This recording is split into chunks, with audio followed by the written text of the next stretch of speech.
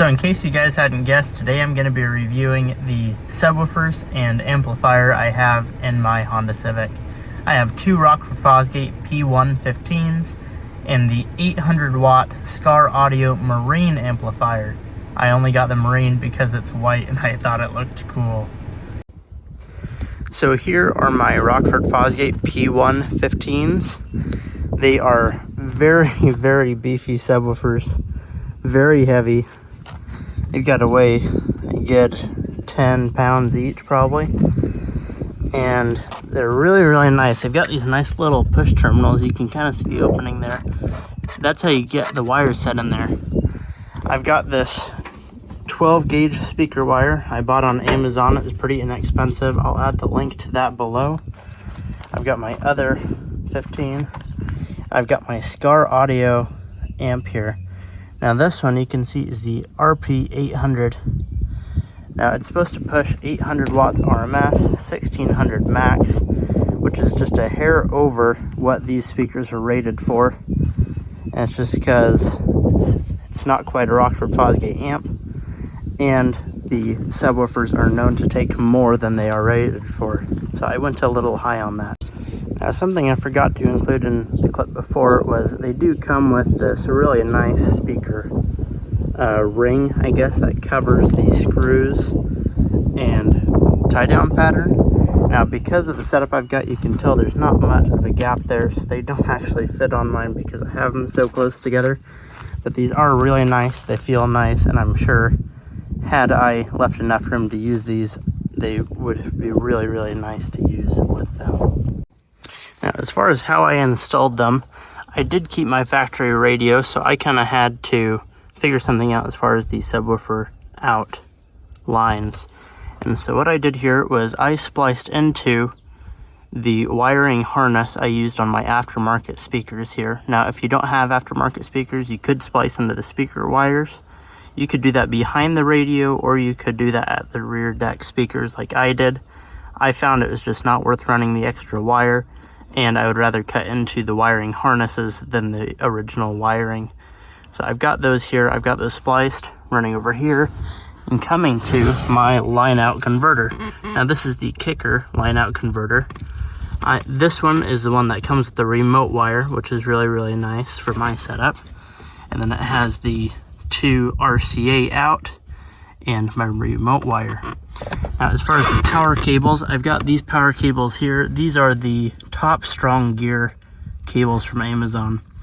I did use the 8 gauge because they were rated well enough for my setup. I did use the Boss audio wiring first, and I was really disappointed with it. It didn't look like it was copper. It was really thin, and it felt cheap. And this was actually cheaper than the Boss audio cables were, and they seem much better quality. And they have been really good for my setup that I've got going right now. Now I did just want to go over the dimensions of my box here. I built my box to fit very tightly in my trunk. I've got, you can kind of still see the dimensions I wrote on the box. 26 by 36 by 13.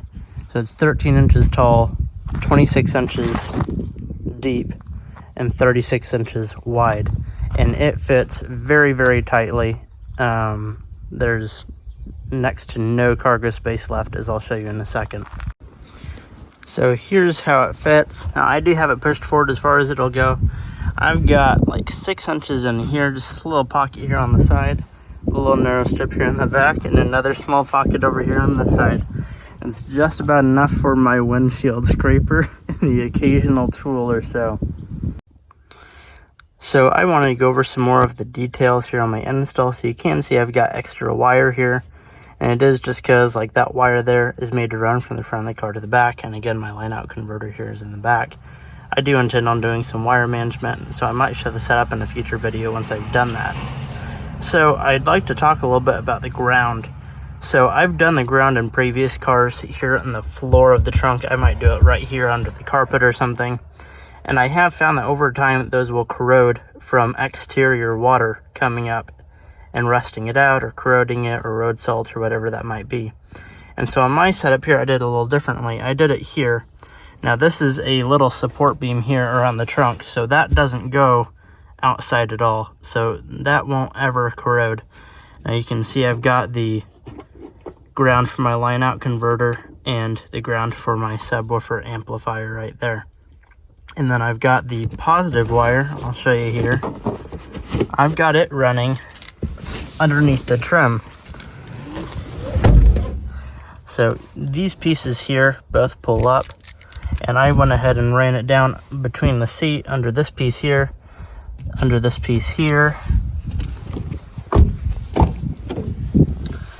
down through here, and then you might be able to see it right there, and then it goes up and behind the firewall.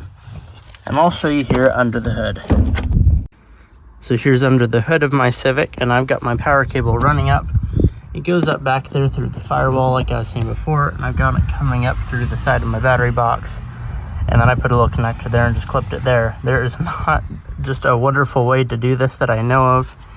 I wish they'd make a block or something, or I thought about even putting a different connector end on the end of the battery terminal wire going to the car so I could add that in.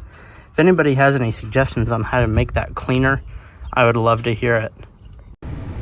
Something I would also like to mention is I do have aftermarket speakers in my car.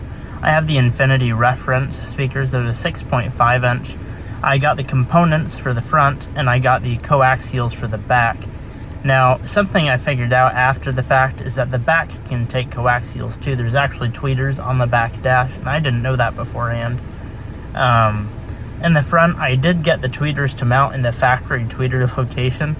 It did take an additional, it was like an extra 2 hours to be able to, I shaved down the plastic in the original tweeter housings and glued in the Infinity tweeters. And it was really, really hard, and it sounds really, really good. I'm very happy with how it all turned out. Now, if you're willing to do the work to have the tweeters mounted in the original locations, get the component speakers. They sound really great. Having the tweeters up high just makes them sound all that much better. It does take a lot of extra work. If you have any questions about how to do that, I can make a video to go over how I did that and what that looks like. But if you are purely in it for a quick change on the speakers, something that'll still sound really, really good and that will really upgrade the quality of your sound, I would suggest going for the coaxial speakers like I bought for the back dash. They're so much easier to put in, so much simpler, and they still sound equally amazing.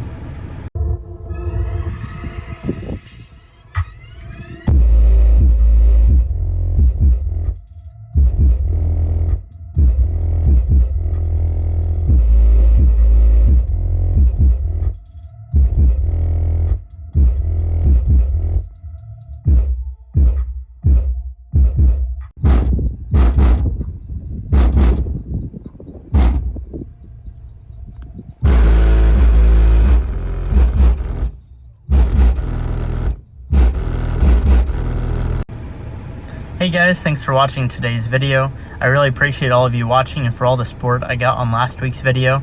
I'm really impressed with how much my channel's moving forward, even though I've only made one video up until now. So please go ahead, check out all the products I've reviewed. I've got the links for everything down in the description below. And please continue to give me the feedback like you gave me last week as far as what things I can improve on, what things you'd like to hear specifically about, or if there's specific products that you would like for me to review, as I am trying to review products specific to the people that I'm reviewing it for. So thank you very much, and I hope you guys have a great day. See you next time.